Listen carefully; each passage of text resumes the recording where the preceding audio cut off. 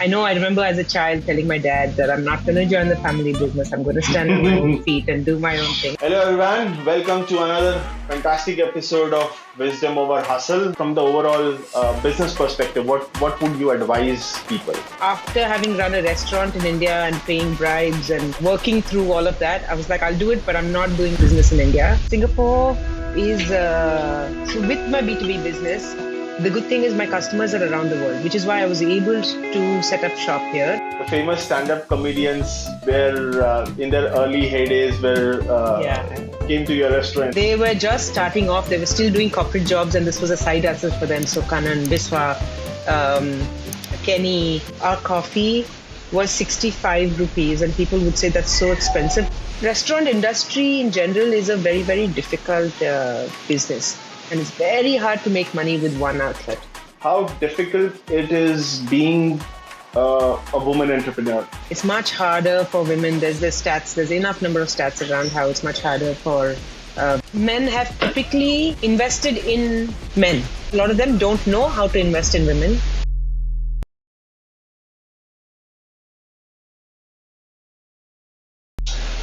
Hello everyone, welcome to another fantastic episode of Wisdom Over Hustle, where we get wisdom from various entrepreneurs and marketers so that you have to stop hustling around. So today I have on my panel Ritika, someone I know, who's also one of the early adopters of ZevOps. And what should I tell about her? I mean, if I have to describe her in two words, that would be a super mom and a superwoman. She juggles so many things. She's a mom to a bright young boy. Along with that, she has dabbled multiple entrepreneurial hats, and right now she's building Ollie, which is a sustainable home care and personal care brand in Singapore with aspirations to grow globally. So, Ritika, welcome. How are you today? Thank you.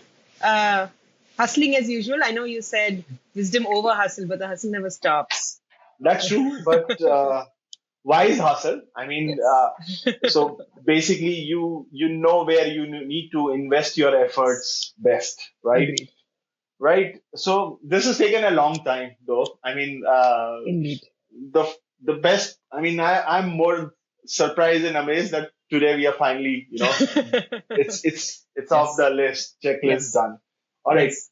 So first and foremost, I know during our conversations we've talked about the fact that this is not your first enterprise or first foray into entrepreneurship. So tell people about how you became. What are the different things that you've done before stumbling upon Ollie?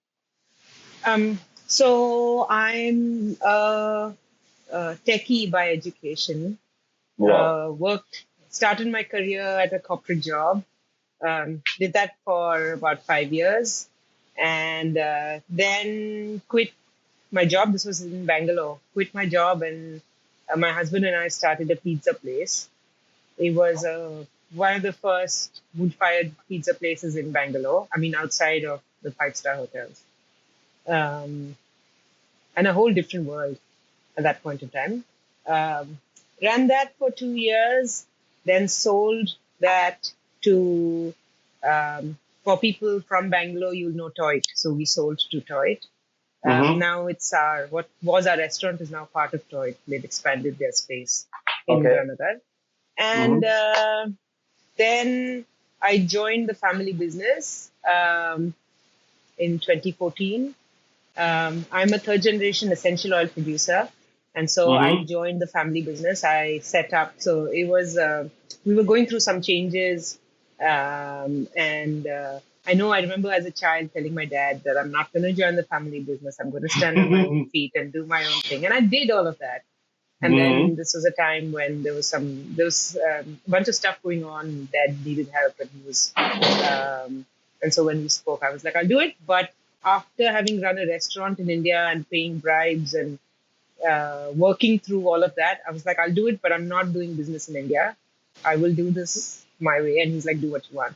And so I came to Singapore. I set up business here. And that's been running now since 2014. During Mm-hmm. COVID, very naively, as someone who has no clue about retail, I thought if I can sell 100 kilos, what is 100 mils, right? I can easily sell a small bottle. Uh, Mm-hmm. Obviously. And so as a hobby project almost, I started Ollie, Mm-hmm. which has been an immense learning, and you know this, Rohan. Immense learning. Yes. So we sort of officially started 2021, and it's been rocky, uphill, downhill, everything. It's been a roller Mm-hmm. coaster ride since then. And here we are. So today I'm running both businesses. So we have the essential oil manufacturing and trading B2B business, and we have Ollie as well. Mm-hmm. Cool. It's always rocky, and this when is it not? When is it smooth? If it was smooth, what's the fun part of it, It right? would not be fun. True. Yeah. Okay. So great, great. So how essentially from essential oils into personal and home care, how has that journey basically evolved?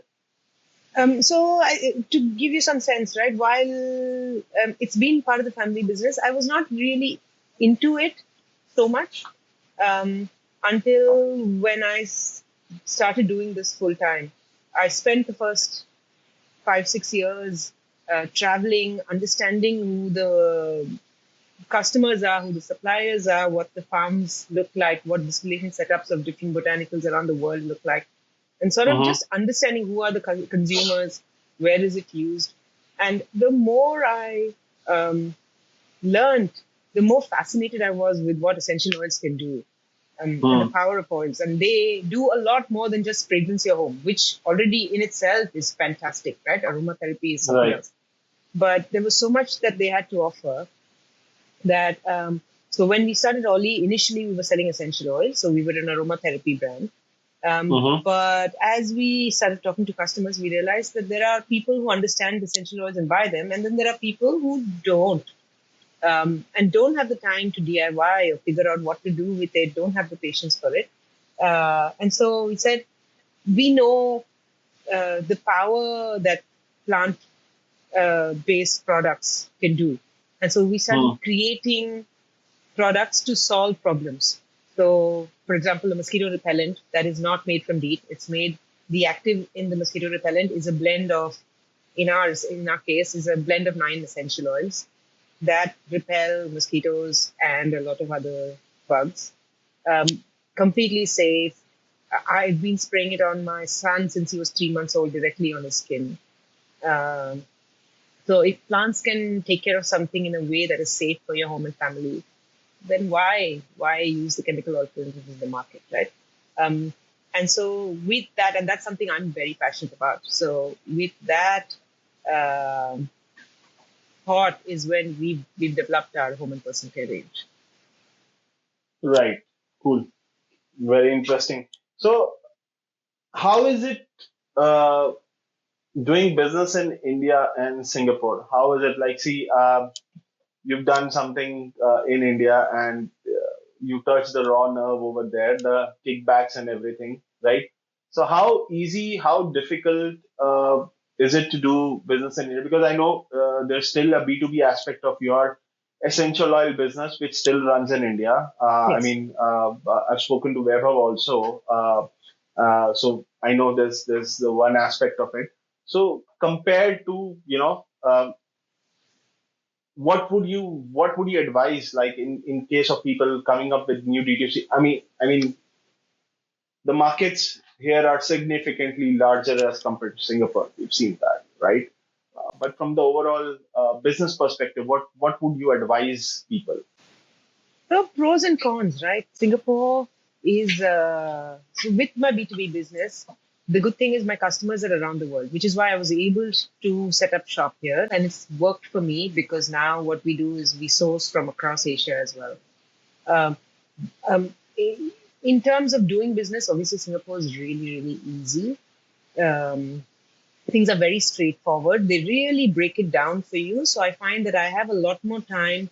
So if you look at running a business, there's obviously what you're passionate about, and then there's a whole chunk of admin around HR and admin and company setup and accounting and all of these things that are common, marketing. These are common across no matter what business you're running.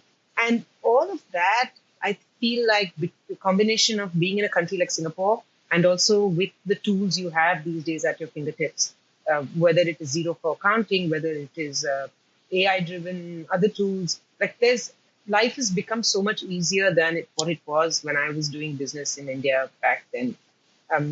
You're not comparing apples to apples, but also as a physically shipping things business, what I can do with, say, a 2 head count team here, I probably need 4+ people in India because you're getting paperwork sorted. We have to get special permission sometimes. You need someone to deal with the customs. So there's obviously more complications.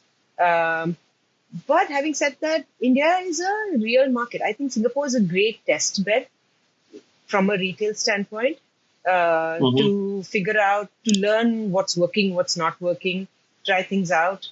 And we've seen this as well, Rohan, when you and I work together. We're like, okay, let's try this. This is not working. Let's try. It's much easier to pivot. It's much easier to do these things because it acts as a nice little test market. But it's very few businesses where you can say, this is my entire market and I'm very happy with the revenues coming out of Singapore. I don't need to go outside. So at the end of the day, when you're looking at scale, and if you're looking at FMCG products, if you're looking at that kind of retail like Ollie does, you need bigger markets. So you need to step out into, and India's fantastic for that. And today, I think with the energy there is in India, with the younger, Singapore's also an aging population. And it's one thing to say that Singapore, Japan are aging populations and India has a younger population. But I feel like when I now travel to India and I look at India, the spirit of that younger population really comes through. Whether you walk into a store and you look at the merchandising, the packaging of things, there's so much innovation. It's a completely different energy, and it's fantastic. Yeah, and add to that, we travel so frequently to Bangalore. That's a different energy altogether. Yeah. Right. You think the rest of the country is different from Bangalore? A little bit. I have had the privilege of being born and raised in different parts of the country. I mean, ethnically, I'm from North, born and raised in West. And also have had the privilege of traveling to so many countries, whether be it Singapore itself or the West in states, different Middle East, different parts. So I would say, it's a lot different, like, in terms of the thought process or the audacity or boldness to adopt things. I mean, I was telling this to someone that if somebody has this idea or thought that, they just want to pack their bags and go to a city, I think so Bangalore and Mumbai are the two places I would say they're the right places to do that. Just pack your bags, go to this place, you can figure it out. I mean, you will find and then a get support stuck in system. traffic and then stay there. That's a different ball game altogether. All right. So tell me about let's come to your first adventure into entrepreneurship, the pizza restaurant. Corporate job, I think so, something you were working with Goldman Sachs, right? If I'm right? Yes. So investment banking Yes. to pizza, wood-fired pizza. What drove you to that level of craziness?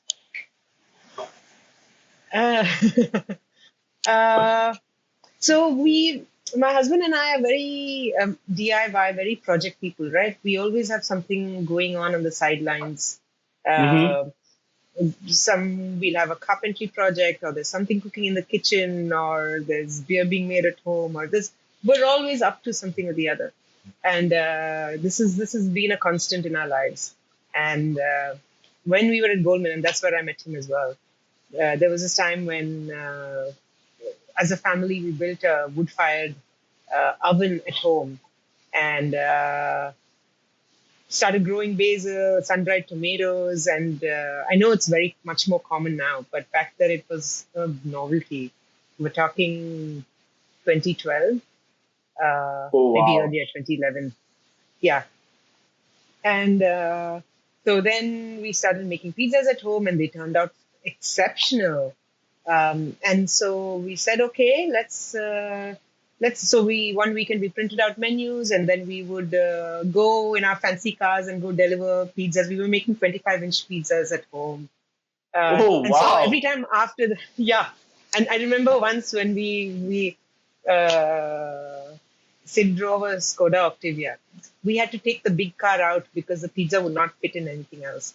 And we went to Mhm. someone's house to deliver this 25-inch pizza, and the whole family was standing outside waiting to receive this pizza because they'd never seen what a 25-inch pizza looked like. So we were doing this, and then after that, obviously, every time we had a bad day at work, we were like, we got to quit and start a restaurant. We got to quit and start a restaurant. And one day it happened.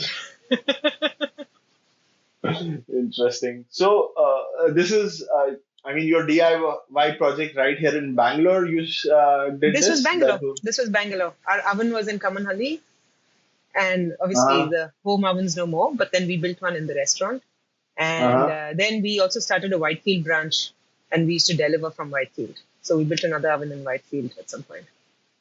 right.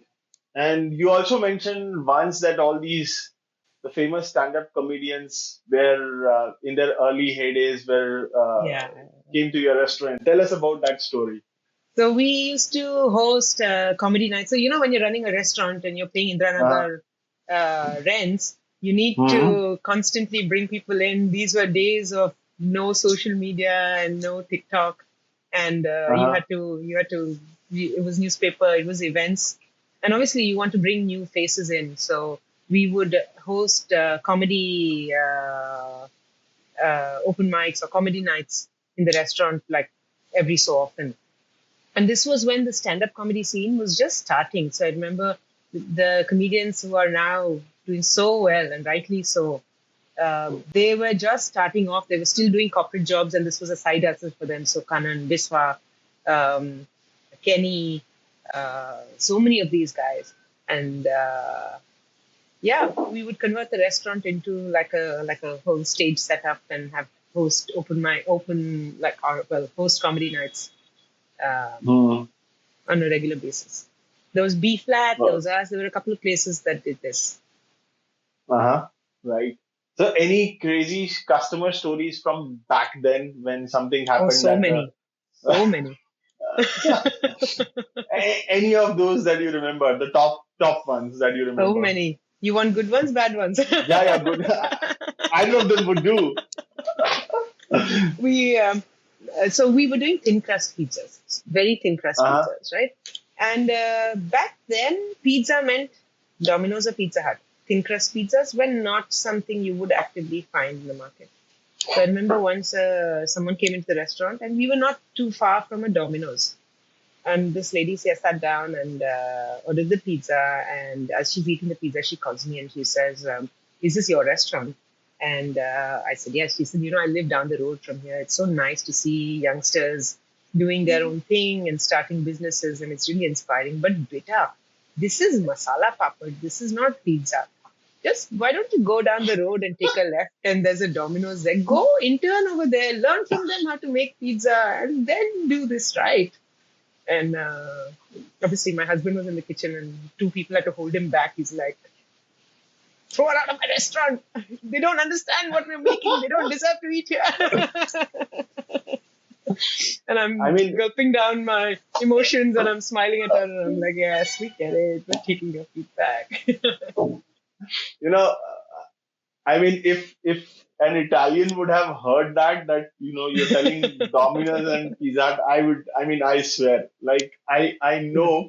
I mean, I have a couple of friends who I would never take with me to any, probably to Italy. No, I mean because I know they will Yeah, ask for a ketchup with the pizza, and I'm like, yeah, yeah. not done, not done at That all. was also that was also very difficult for us, right? Because so many Hmm. people would ask for ketchup that my staff would say, "Ma'am, can we keep the ketchup on each table with the station with the cutlery?" because it's like, otherwise, people ask, and then my staff, half the time they're walking in from one table to the other, picking up ketchup, dropping it off the table. It's one less thing for them to do if it's on the table. And I was like, no, we're not Mm-hmm. keeping ketchup on the table. We do not serve ketchup with pizza. Obviously, if someone asks for it, we're not going to say no. We will serve it to them. But we don't serve ketchup with pizza. So it's not going to be on the table. And I used to get a lot of help from the staff for it. But Okay. yes, So that brings me to a point over here is that, I mean, if, with entrepreneurs, startup, most of the people, there's a burning passion, right? I mean, it is always driven by a burning passion or a desire or something that, but of course, there are market forces, like you said, there is a certain sense in the sense that, we have a tendency to perceive pizza as, right? Probably now it has changed, like in terms of the wood-fired pizza, like, massively. Massively. We're right? talking But 2012 those days, versus, yeah. yeah. So is it prudent in terms of fighting these market forces, or I mean, from your now, your experiences, what would be the sagely because everybody's facing that. You're trying to build a disruptive product or a disruptive, trend, something different. You will always come against market forces, right? So, what is your sagely advice to people now at this point of time? Is it to be adaptable, or to hold your fort, or how should you go about doing it? I think at that point, we were very, very naive, Mm-hmm. had no idea what it was to start a business, what we had to look at. There was no market study. There was nothing. We love pizza. We love making pizza. We're going to make pizza and give people and find a bloody expensive place in Indranagar to do it. Uh, and uh, and that's what we did. But and obviously, I can go on for a whole hour about the learnings and what we would do differently if we were to do it. And we've spoken about this over the years as well. But I think it's about figuring out. If I have to go back now, I would figure out what is it that we're offering the customers, um, and stay true to what you are doing. If you truly believe, I mean, obviously do your research and back it up with data.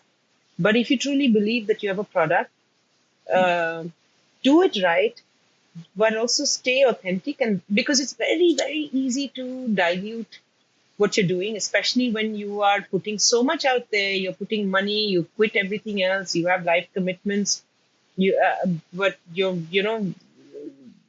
very few, unless you have money backing or unless you have investors, chances are you put your life savings into this and you're building something.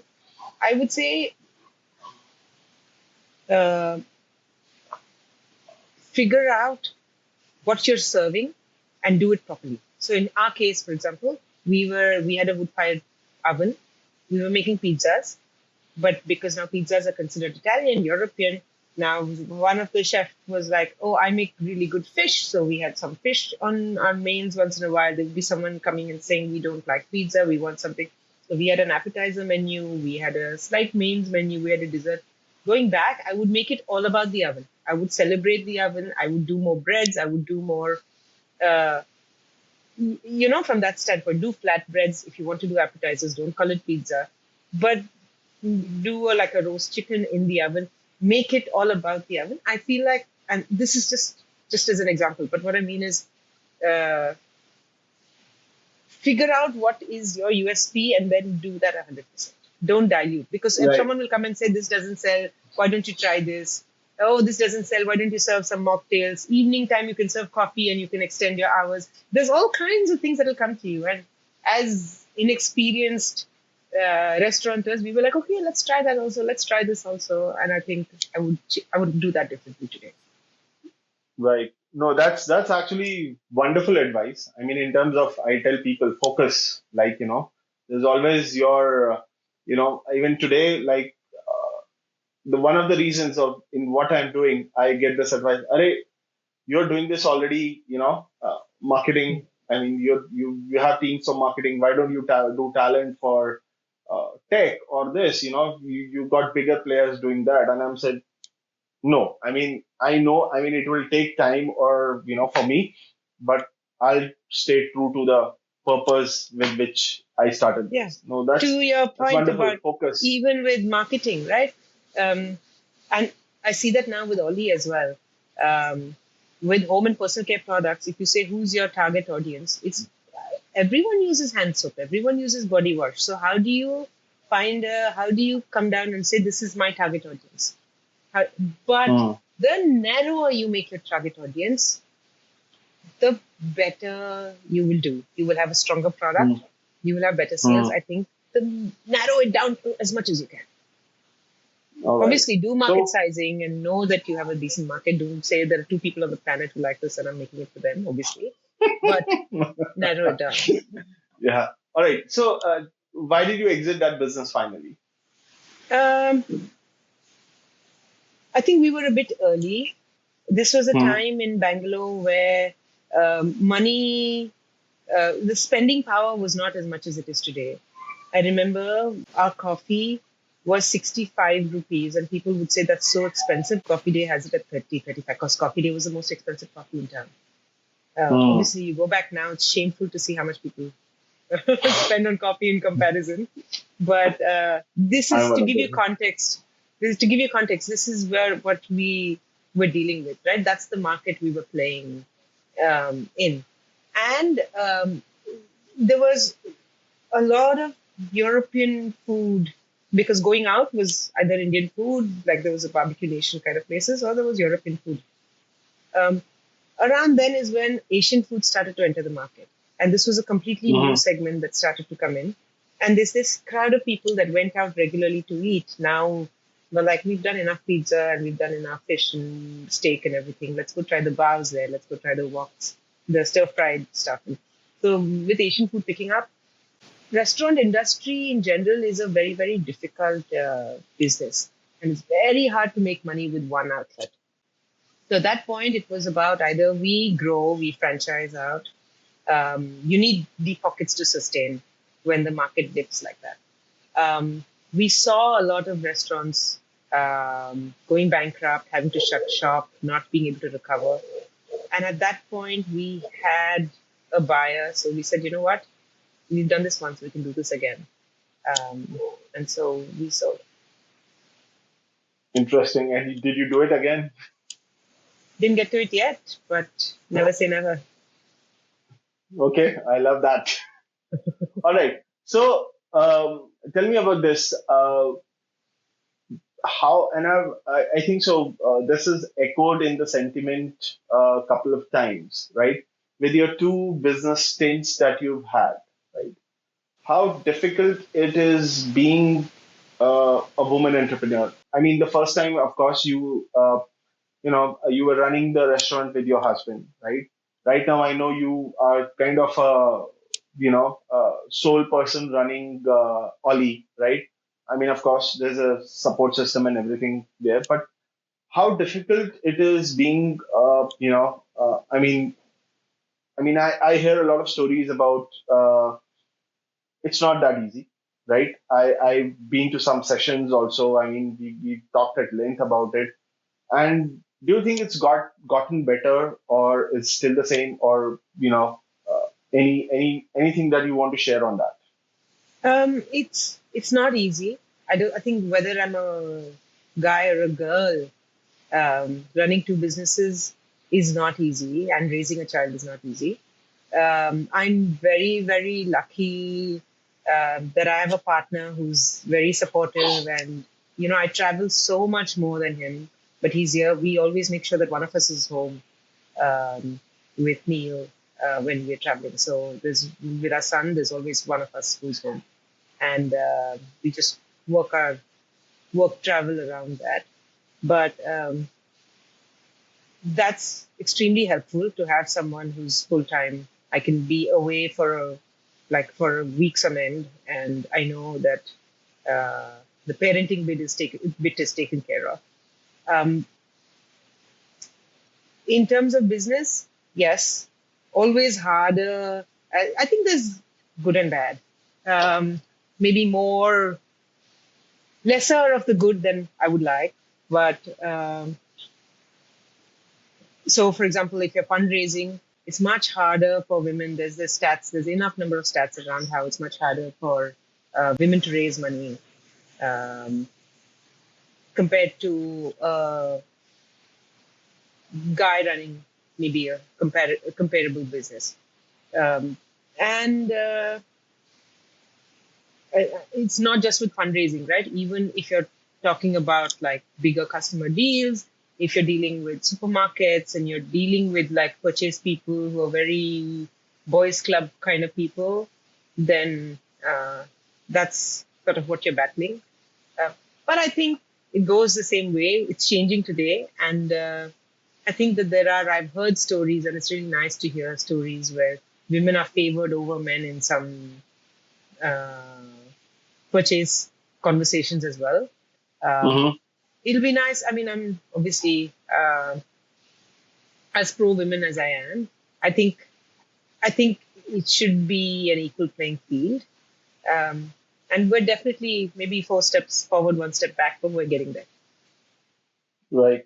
I The point that you said, specifically in fundraising, and this is a constant theme because all the VC events and everywhere that I've gone to, if you look at the statistics, the actual numbers in terms of the investments that have been made in women-led startups, the ROI outranks what they've made in men. I mean, there's also the law of averages and everything installed, but purely in terms of numbers, it's like 4 or 5 times more. I mean, Yeah, yeah. it's kind of not And there's profitable. there's But science. there's the There's other. I'm saying there's data around why this is happening as well, and I can. All right. Uh, Now that's what I'm coming to. So there's an interesting point where VCs, have pointed out that also the thing that women don't tend to ask, like they have this inherent feeling that probably I'll not get funded, or I'm in the kind of business which will not get funded. Is that true? I mean, have you? I mean, I've do stopped you also come fundraising. across that situation? I've stopped fundraising. All right. Yeah, Why? I there's mean, an. is it I the don't same? know. I feel like I don't know if I'm going to get money. If I'm going to, I have limited time in the day, and do I use Mm-hmm. that time trying to raise funds, or do I use that time run my business? Because who knows when the money will come, what will come. But Mm-hmm. I think that no, I don't know. I feel like there's a better way to do it, and I probably should uh, get off my ass and get to it. But Mm-hmm. there are enough stories about so inherently. I can tell you my conversations when I was fundraising. Um, a guy looks at my pitch deck. Just I'm running it by a few friends. I'm running it by a few mentors before I make the pitch, and they look at my numbers and they're like, "Your multiple is too low. You got to double your multiple. So if you got to increase if you want, say $100,000, you got to ask for $300,000.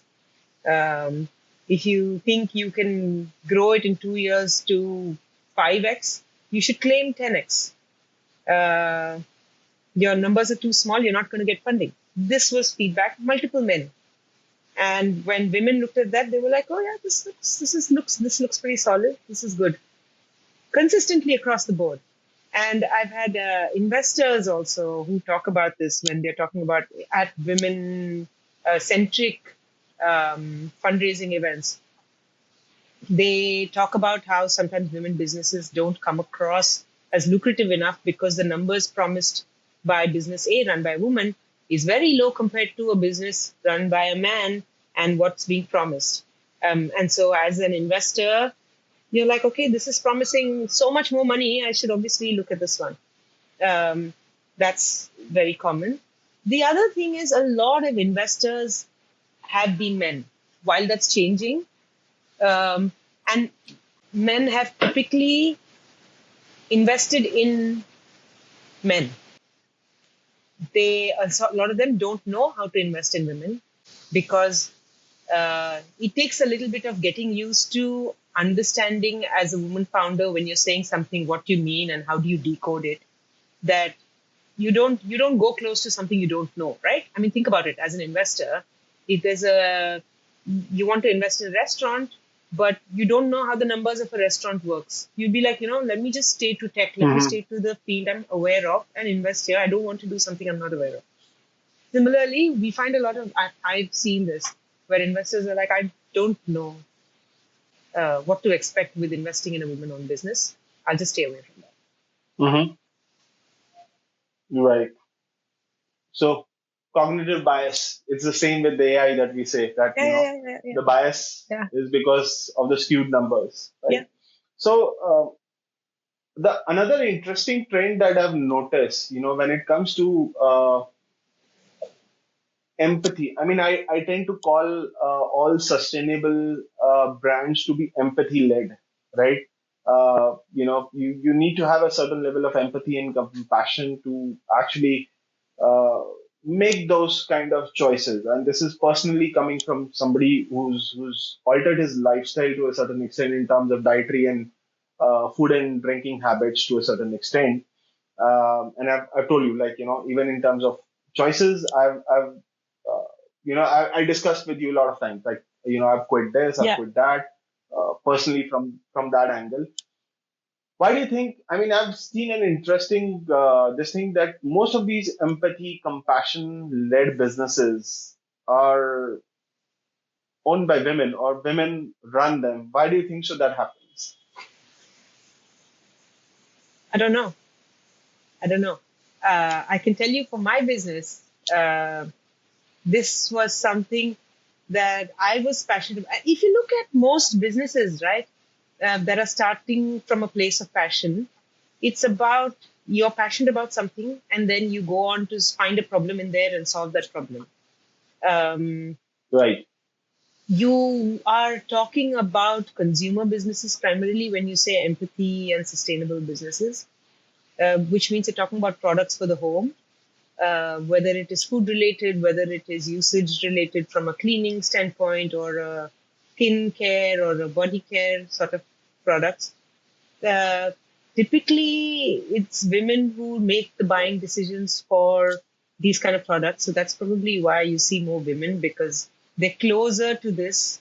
I was on a call a couple of days back where this guy said, I would buy a product, but honestly, I don't care what I'm using on my body. Whatever my wife buys and keeps in the bathroom, I use that. So Mm-hmm. it's hard to generate passion for a home care brand if that's your take on, or that's how much you care about what soap you're using on your body, right? So I guess that's where it's more women. Does that make Right. sense? Not only that, I think so. Beyond home care and personal care, like I've seen women in things like dog food, like pet food, That's what dog I food. mean. That's what I mean. Home related, food related. Right, Yeah. right. And I think so. The another one I was surprised is Ankita. Yes. Been having words with her. The plantable stationery. Yes. The whole. Uh, I mean, the vision is so powerful. I mean, the thing is that we like with this simple habits of event giveaways and the gifting that we are doing, moving away to something that is more sustainable. I mean, Massive. you Yeah. are reducing the ocean waste and landfills, and and I tell this one thing that it is those small habits reducing step by step by step. It is ultimately going to make an impact probably at some point of time. It just needs that 1% to start doing it, right? Restaurant would have crazy customer stories. So any interesting feedback that you've got from customers? I mean, interesting customer stories from Ollie that you have. Um, so our branding has changed a lot from the time, when we launched, we were just essential oils. Mm-hmm. And then, and Lazada, Shopee are some of the marketplaces, popular marketplaces in Singapore. There was this once where we got a note from someone. So, as part of the branding story, and you know this, there's a line in saying that we talk about how we are sourcing our essential oils, and one line, the line in there says, "For me, this is personal. Um, we do what we do because da, da, da."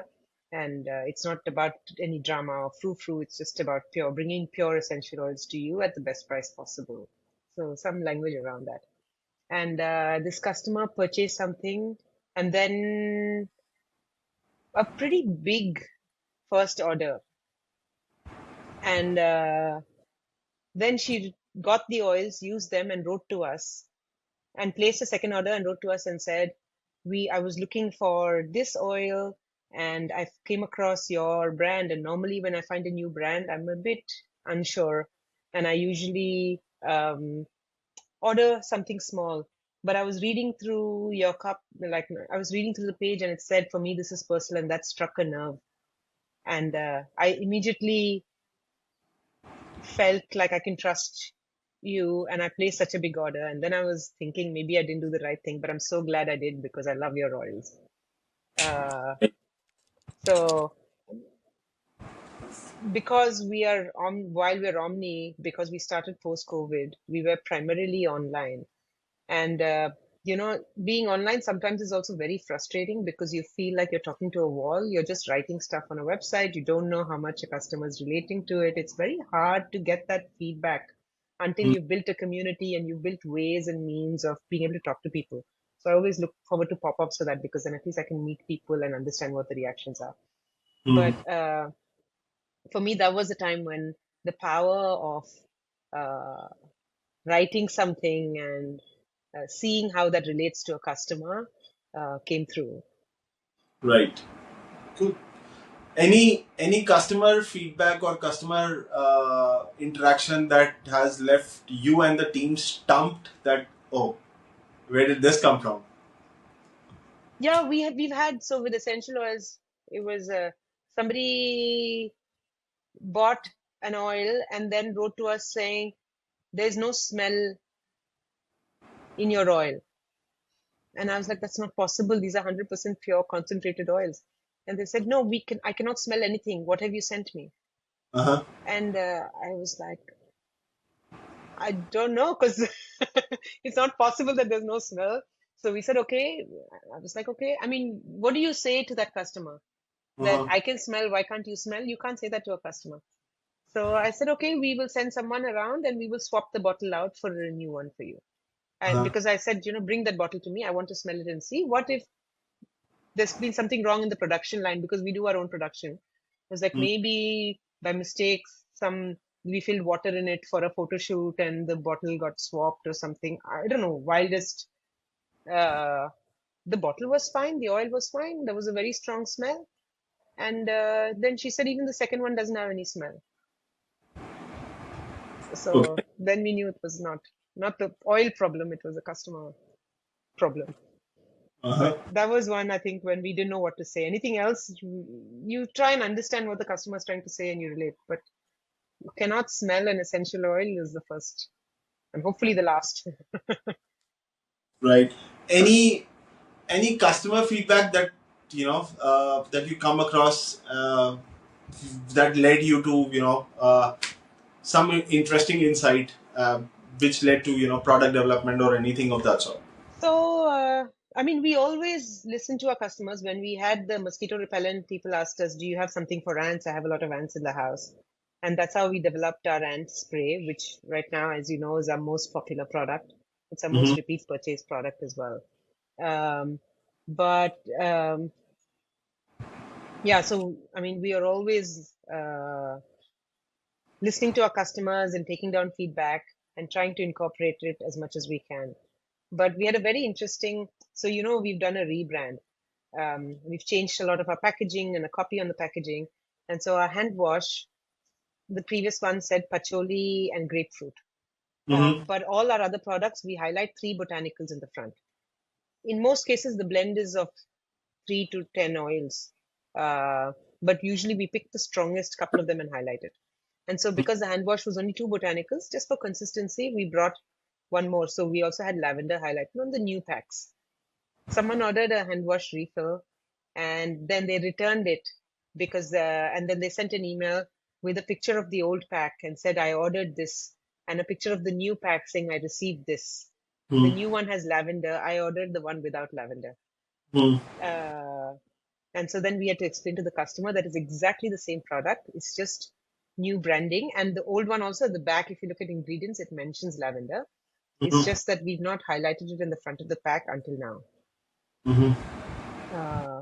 So yeah, uh, it's small things which when you're making it, sometimes I'm always second guessing, and I'm wondering, we're putting in hours into this. I wonder if anyone even sees it. I wonder if anyone's reading it and does it register, but it clearly does.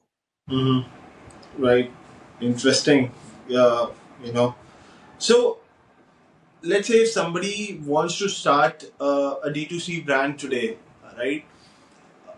What would be, before building the, I mean, let's say they build the product and everything, what would be your advice now for them to get started? Like, what are the top three things that they should do before launching their product? Like, again, out of passion, let's say product and everything is done well. I mean, from a go-to market point of view, what are the three things that they should have done before to get to start successfully selling from day one? I think know your audience, and this is much easier. I know everyone says this, but I also realize now that half the people don't know what that means. Mm. And it's not that easy to figure it out. You need to do surveys, talk to 50 to 100 people, not just the five of your friends, uh, or the five people you think will use a product. Because I promise you, when the product gets popular, the five people that you initially interviewed, chances are they're not your target audience. There's a small chance one of them is, two of them are. Most likely, they are not. Your friends are not your target audience. Mm. Um, so understand who's your target audience, understand their behavior better, uh, and hone your marketing for the target audience. When you are pushing a product, and I've made this mistake in all of these things that I'm talking about. I'm so excited about my product. I'm like, oh, look at this. This is a hand sanitizer, and this is what it does, and this is what it's made of. People don't care. There's enough options in the market. They don't care. What is it, if I'm trying to sell you something, what is it that this product will do for you? What is your pain point that this product is going to solve? Start there. Talk about, oh, do you see that when you wash dishes, your hands get itchy? And you get allergies, and then people who relate will say, yeah, actually that happens to me all the time. And then you go into how you can solve it and why your product is different and what it solves. So I think that is yeah, that's the one thing I would change. And the third thing is, I would say, when you're launching a product, the only constant is change. Be prepared to adapt, be flexible, no matter how well you've researched and you think you know what you're doing. And I hope for your sake that everything works out exactly as you planned.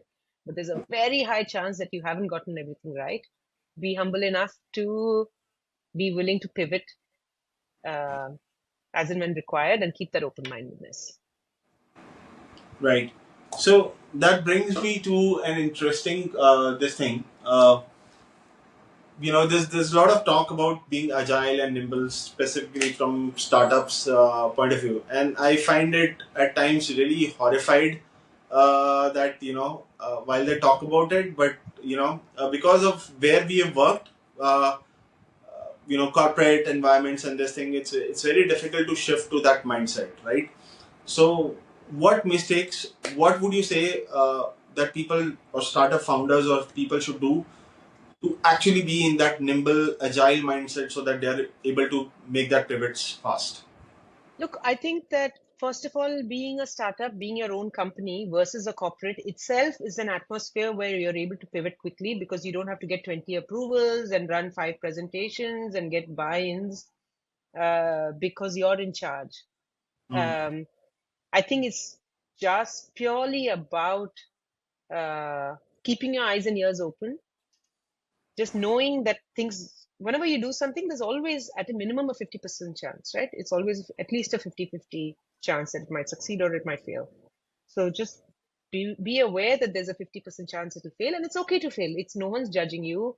um, I have a lot of respect for founders who failed, because the learnings from that is what makes you um, take that next step and get better.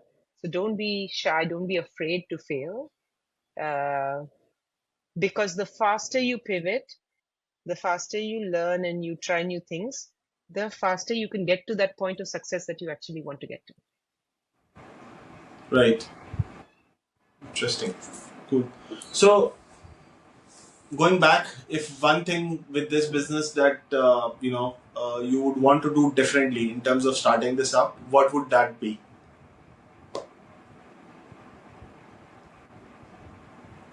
I don't know, all the things that I said. I would define, and I'm doing this on a regular basis. We're looking at branding, we're looking at honing down our audience, we're sharpening our messaging, making sure that all the goodness that our product offers is actually coming through. We're trying to always working on finding the right messaging to reach our audience. So I think it's not that you've done it once and you're stuck in that place. I think we constantly try and change and get better. Yeah, obviously, if Right. in hindsight, it would be nice to do all of these things from day one. Cool. Now let's come to the fun part that I love the most. Okay. So recommendations, book recommendations, content recommendations, podcast, anything that you love listening to, reading to, or watching. For our audience, what any recommendations that you might have? Podcast. So, Business Wars is a podcast that I really like listening to. Mm-hmm. Another one is How I Built This, Okay. which is they interview small business or startup founders, um, and founders of really famous brands who were once very small and talk about what their stories were. I think it's really nice to listen to stories of founders who've started small and made it big, because then you realize when you listen to their stories, and realize the things that have happened and the problems they've dealt with, you realize that you're not doing something stupid.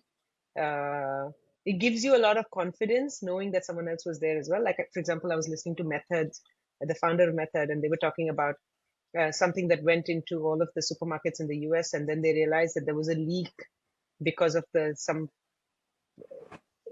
way the bottle was kept.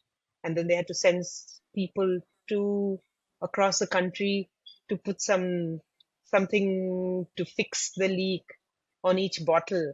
And I relate to that, because sometimes shipment goes out and there's a leak and the entire box is wet, and I'm thinking it's so stupid of us to not check the caps. But you realize that in this business, this is a common problem, and this is just an example of a liquid product business. But just like this, the more you listen to you realize that all the business owners are human and they've gone through this, and the trick is on how you deal with it and come out on the other side. Right. Okay. Anything else? I think. Any book recommendations? Anything that you're watching right now? If only I had time. I think, no, actually, when I'm watching is usually fiction series, because that's unwinding, not using your brain time. So, anything which you watched recently and you found it really Oh, fascinating? we've just done the Cowboys. Wait. Cowboys क्या वो petrol वाला oil drilling? No, no, no. The Yellowstone. Yes. Oh, So just finished watching Yellowstone, the entire series, uh-huh. and figuring out the next one to watch. Nice, nice. And any no-brainers that you love to watch? Yeah, this kind of stuff which you've seen. Peaky Blinders. That's a show that I love and I would go back to. Uh, but also no-brainers like the Kim's Convenience Store. Have you seen that one? Oh, I love it. Yeah. Cool. All right. All right, Ritika, thank you for your time. It Thank was you. wonderful talking to you. I know within your all the running around that you've been doing, it's been really difficult finding time, and I'm really thankful that you were able to make time for it. because the advice, that wisdom, is going to save us from a lot of uh, you know meaningless hustle, like hustle that is really not required. And I think so that would be really helpful to people who are out there. A lot of younger generation that is trying to make get into D2C with more sustainable brands. I think so your advice would be really helpful, given that you worked on multiple businesses. Thank you for your time today. Lovely Thank having you. Thank you for having me. you. Thank you.